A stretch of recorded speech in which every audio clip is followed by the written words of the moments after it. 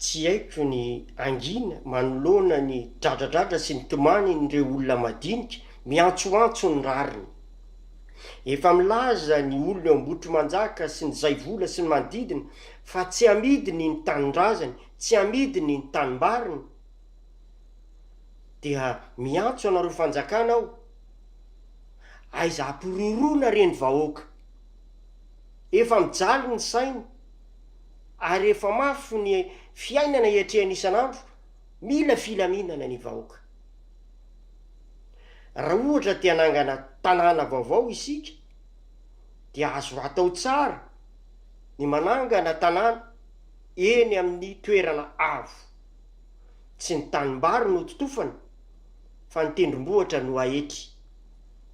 Ary indrindraindrindra ihany koa ny divay vaovao tsy azo atao anaty sy ny hoditra tota, fa ho tritrany sy ny hoditra tota de ho very ny divay vaovao. Fa ny divay vaovao de atao anaty sy ny hoditra vaovao mba miara antitra izy roa. Mitovy amin'izay ny tanàna vaovao.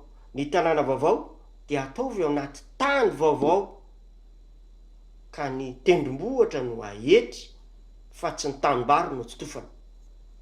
Fa fahendrena malagasy na inona fasairanana, zay namafisy n'ilay ramatoa ny teny tato amin'ny MBS, na inona fasairanana, ny tanimbary tsy amidy.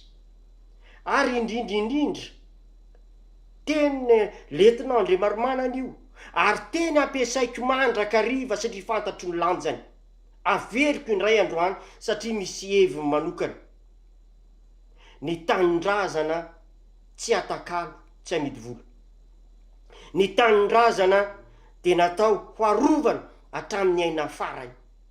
Ny tanindrazana tsy omena vahiny fa sitrahan'ireo taranaka any aoriana, satria masina ny tanindrazana.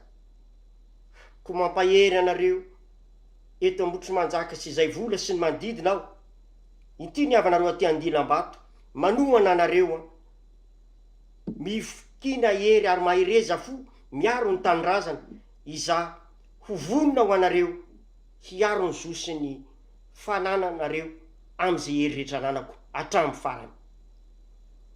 Masina ny tanindrazana. Saotra tompoko.